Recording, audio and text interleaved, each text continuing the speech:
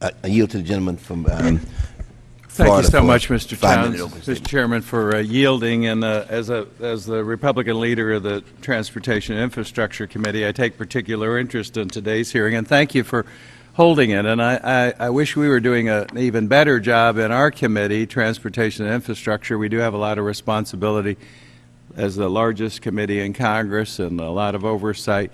But I'm particularly interested in what you have found here, and it does give me great concern. We have tried to conduct a regular overview of the stimulus dollars, and I think that's very important because it was a huge amount of money. I think now it's scored at somewhere around $862 billion. Today, the president has is going to sign a so-called jobs bill at $17 billion or $18 billion, however you figure it. And it also has a high emphasis on infrastructure and T&I projects.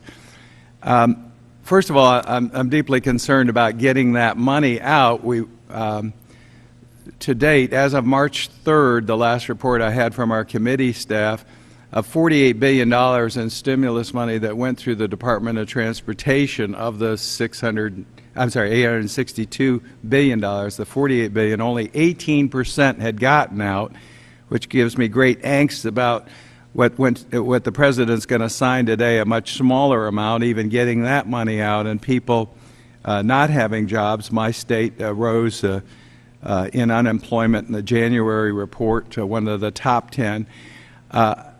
But the difficulty in getting money out is one thing, oversight is another thing, but then to find out that the Department of Transportation is not being a good overseer of those contractors and those vendors who are getting some of this money.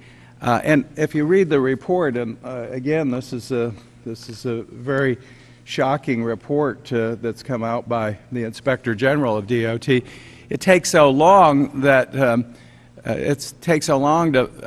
disbar someone or find them ineligible that we may have in fact already given, and I have some reports, and I'm having our staff investigate it. May have given money to people who should not be participating in this process.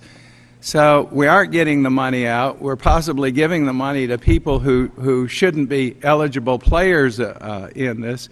And again, it's deeply concerning and frustrating from our standpoint. But I thank you for conducting this hearing. We're going to dedicate some of our investigative staff to going after folks who now we're learning, again, possibly should have been disbarred or disallowed in this process from receiving money, who may have received that money.